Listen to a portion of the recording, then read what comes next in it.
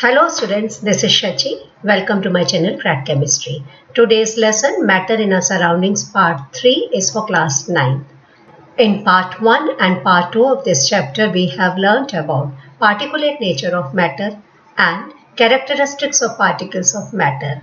In this lesson we will learn remaining characteristics of particles of matter. Students, before starting, I want to remind you to subscribe my channel for getting information about further important uploads, and don't forget to like and share this video with your friends. So now come with me and let's crack chemistry.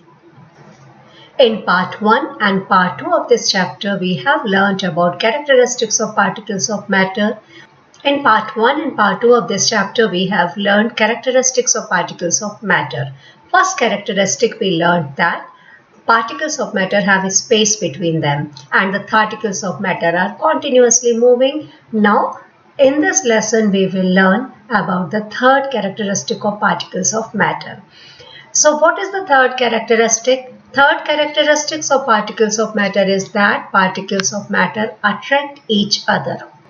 Like previous properties, this property will also be supported by few activities. So first activity is a very interesting group activity. In this activity, you have to divide your class into a group of 4 and form human chains as discussed below. The first group should hold each other from the back and lock arms like Iddu Mishmi dancers.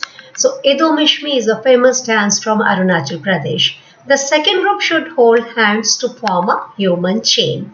And the third group should form a chain by touching each other with only their fingertips. In this picture, you can see that this is the human chain formed by group first. They are holding each other from their back and locking the arms like Iddu Mishmi dancers. Second group of students have made a human chain by holding their hands. And the third group of students are making a human chain simply by touching their fingertips.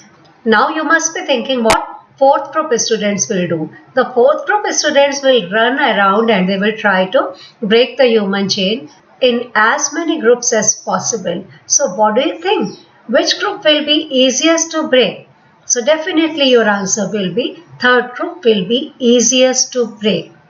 If we consider each student as a particle of matter, then in which group you think that the particles held each other with maximum force? So definitely your answer must be that in the group first, particles were held together by maximum force. And in the group third, the particles were held together by weakest force. So we can conclude that particles of matter attract each other, but the magnitude of force is different in different particles. This we will support by few more activities. Activity second is that you have to take iron nail, a piece of chalk and a rubber band. Then try breaking them by hammering, cutting or stretching. In this picture, you can see that we have taken iron nails, chalk piece and rubber band. Now you are trying to break them by hammering, cutting and stretching. What do you think? Which would be the most difficult to break? The iron nail will require the greatest force to break it. A rubber band requires medium strength and chalk requires little strength.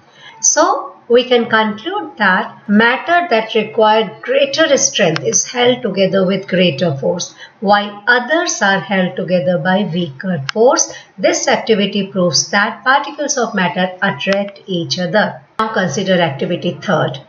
In activity third, you have to take some water in a container. Try to cut the surface of water with your fingers. Are you able to cut the surface of water? No, you are not able to cut the surface of water. So what is the reason behind the surface of water remaining together? This activity again suggests that particles of matter have some attractive forces between them. In case of water, the particles of water are also attracting each other. Therefore, you could not cut the surface of water with your fingertips. So the above three activities suggest that particles of matter have force acting between them, and this force keeps the particles together.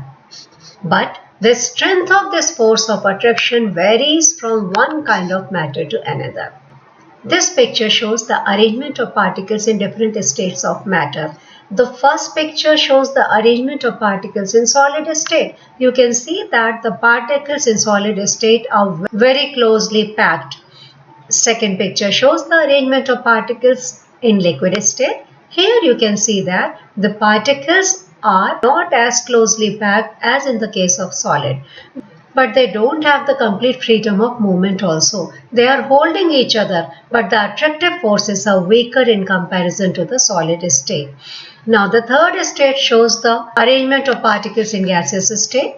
The particles in gaseous state have complete freedom of movement. So we can conclude that the attractive forces in different states of matter are different. I hope all these points are very clear to you. Now we will discuss some NCERT problems. So you have been given which of the following are matter.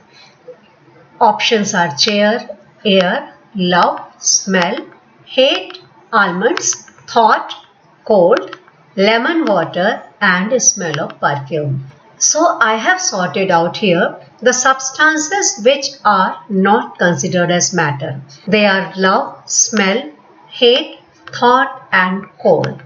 These are not considered as matter and the remaining substances are matter.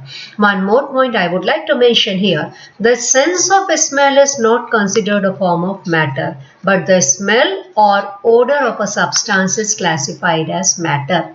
So remember this point. The sense of smell is not considered a form of matter, but the smell or odor of a substance is classified as matter. The smell of any substance, for example perfume, is the gaseous form of that substance, which our olfactory system can detect even at very low concentration. So hence the smell of perfume is a matter, but if we say simply smell, so which is a sense, that is not a matter. Second question. Give reasons for the following observation. The smell of hot sizzling food reaches you several meters away, but to get the smell from cold food you have to go close. What's the reason for this? This is because particles of hot sizzling food possess large kinetic energy and diffuse in air rapidly and reach several meters away. But the particles of cold food possess less kinetic energy and are not able to reach several meters away.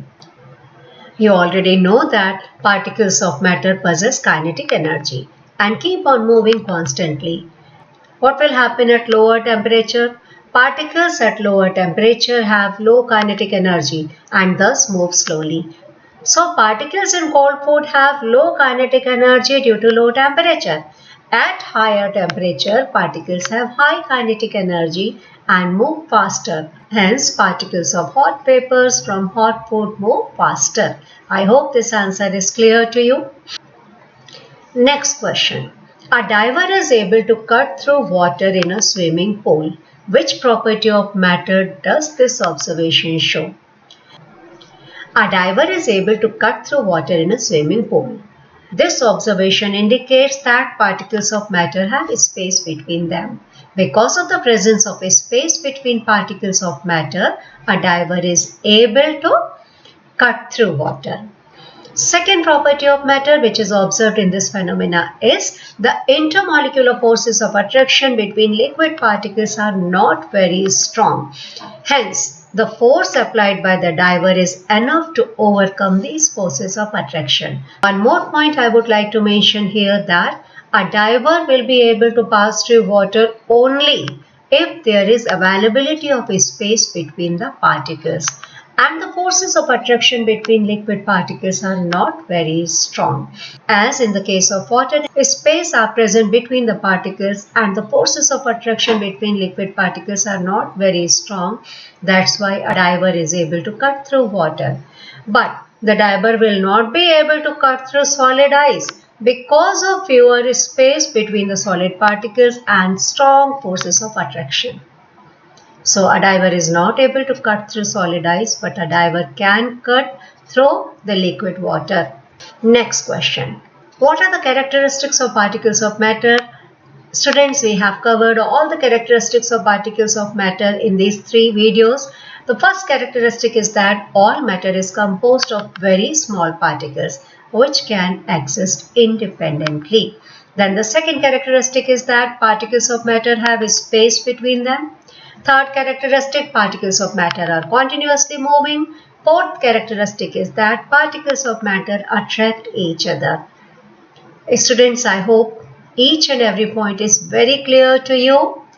Thank you so much for watching this video. Don't forget to subscribe my channel and don't forget to like and share this video with your friends. Thank you so much. Have a nice day.